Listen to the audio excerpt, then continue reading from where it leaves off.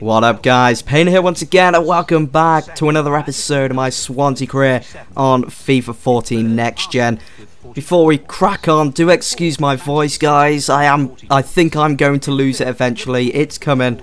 So I thought I'd probably get this episode out of the way and done with and have it uploaded for you guys. So I'm going to try my best to get through this episode without losing my voice. But anyway, so the transfer window is open, as you saw in my last video. As you've just seen there, Jan Vertonghen, which was very surprising, has made his move to Valencia for the sum of 7.5. I was thinking of maybe putting in a bid for him come the summer, but obviously he's at Valencia now.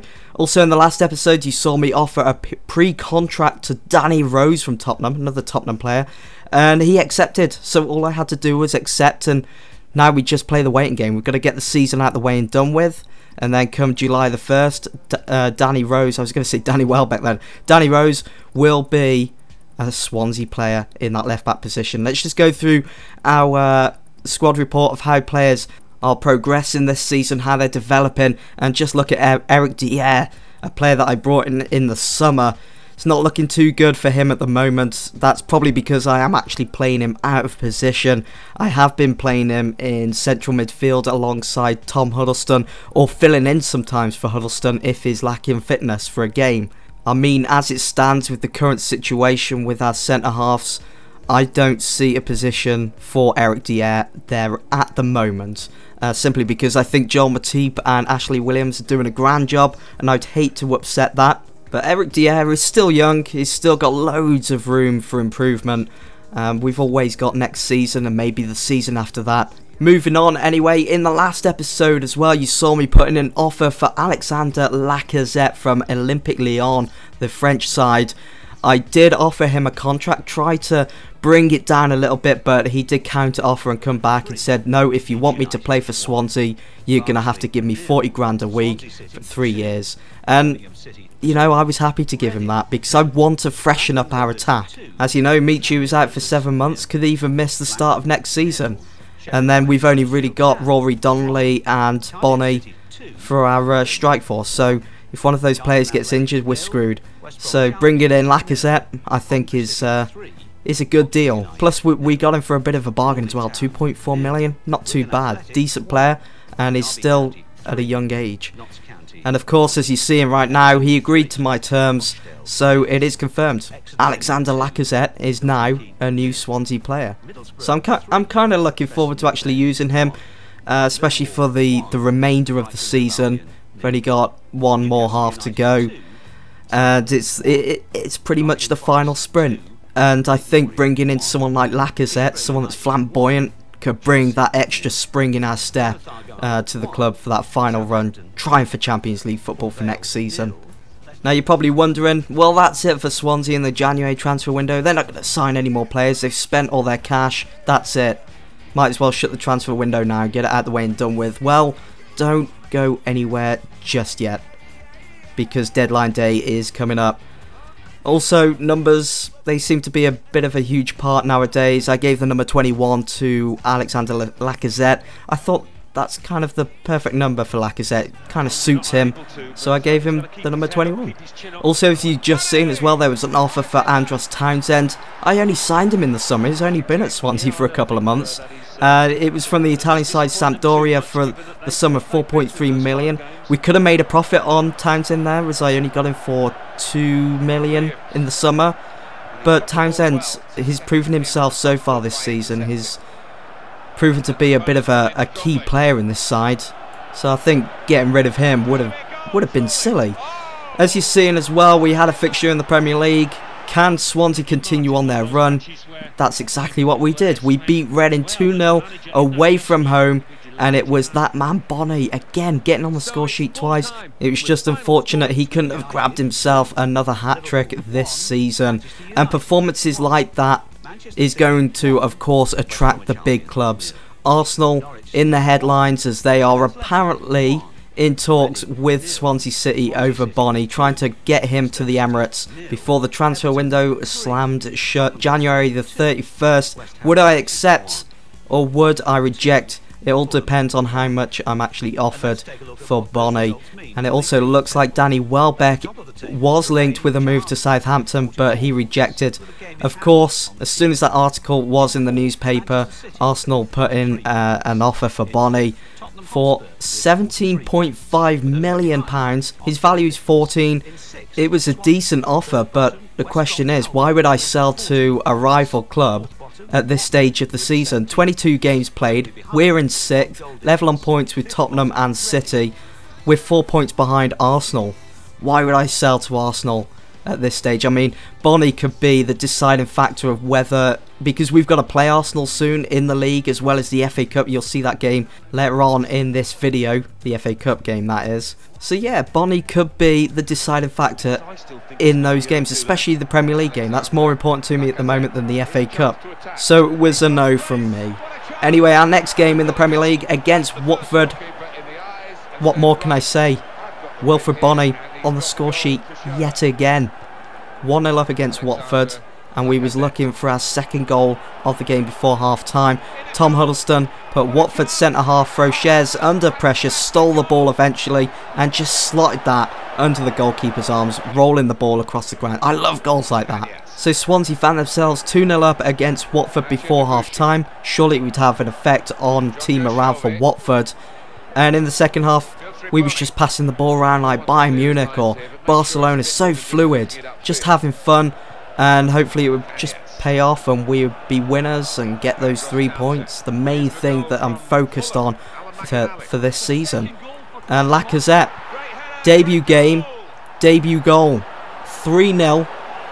It was an alright finish. Yeah, it was a cross-in, a header, but it was an alright finish, and he got his debut goal. That's a good way to start your new career at a new club, by grabbing your first goal in your first game. And Nathan Dier looked to round off a good afternoon of football for Swansea. Nathan Dier on the volley just on the inside of the box, and he could have had a cup of tea whilst taking that, aiming for that bottom corner. He wasn't even put under pressure, and it was a good way to round off a good afternoon of football. As I've already said, 4-0 final score, and what a debut it was for Lacazette, also getting on the score sheet. The headlines after that game look like this. Tim Krul said he wants to stay put at Newcastle United. He doesn't want to go anywhere, and that it would be kind of harsh to leave Newcastle at such a late stage in the transfer window, seeing that they wouldn't really have the time to find a replacement. Huddlestone got injured as well in that game against Watford. He's now going to be out for 3 weeks. A huge blow to Swansea City's chances in the league. That's a long time to be out, especially at this stage in the season. Just quickly going back to Tim Krul, I want to get your guys' opinions on this. I know that I need to get a new goalkeeper. I know a lot of you folks have been saying in the comment section below on previous videos that I need to get a new goalkeeper. Vorm is aging. Tremel, as you know, will not be signing a new contract. He will probably retire now, come the end of the season. So a new goalkeeper is a must for Swansea in the summer. Now, I've been thinking, should I go after Tim Krul? We all know that he's a decent goalkeeper on FIFA 14. Is at a decent age as well. I think it's 26, 27 in this career mode now. Could be pushing up to 28. So I could probably get a bit of a bargain for him as well if I try and bring the price down a bit on that Newcastle are asking for. So should I go after Tim Krul? Let me know in the comment section below. It'd be interesting to see your thoughts, guys. Or should I go after another goalkeeper? Someone maybe with the surname ter Stegen. I'm not too sure. Let me know in the comments below. Anyway, pushing on, our next game of this video, the FA Cup fixture against Arsenal at the Liberty Stadium. It was Andros Townsend that opened Swansea's account of goal scoring in this one against Arsenal. Looking very good, very positive. If we could just hold out, if we could just do this, we can knock Arsenal out of the FA Cup and be through to the next round. Even though it's not a main trophy that I'm focusing on, it would be nice. But it was Podolski that got the equaliser just before half time. In the second half, the pressure was increasing big time. Arsene Wenger was going for that win against Swansea. We've beaten them previously in the league as well as last season. They wanted a bit of revenge. Giroud got the second goal just before the hour mark. Swansea had a decent chance with the attacking set piece, the corner there from Pablo Hernandez. Ashley Williams trying to bring it back inside for the attack. Cañas twisting and turning, struck off a shot, but it was Szczesny that managed to just pluck that one out of the air with ease. 10 minutes to go in this one. It was still 2-1. Still plenty of time to get an equaliser, maybe push this one to a replay and go and face them again. But at the Emirates, former Real Madrid star Dier making a nuisance of himself in the penalty area of Swansea, and I expected Matip and Ashley Williams to do better there. But we conceded yet another goal in this game. It was an easy victory for Arsenal, 3-1, and we just completely bail out of the FA Cup. But not to worry, we've always got next season. At the moment, my main focus, as you know, is qualifying for the Champions League. So, in a way, it kind of helps us when it comes to fixture congestion and fitness with players. So, in a way, getting knocked out of the FA Cup kind of works in our favour, because Arsenal could go now all the way to the FA Cup final, and their schedule is just going to get congested with fixtures. So their players, if Wenger doesn't rotate the team that much, they're going to become unfit, and they're not going to be putting in the performances in the league that they need to be doing. So they could fall behind and give us the opportunity to overtake them. That's what I'm hoping for anyway. Now, because we played Arsenal on transfer deadline day, as soon as I finished that, it was straight to business. I needed to get a new left back. Now, I know some of you guys will be against this, but I did put in an offer for Ali Sissoko from Valencia. As I mentioned in my previous episode, you know, even if I was to get hold of Ali Sissoko, bring him in for the remainder of the season, I could always move him on in the summer.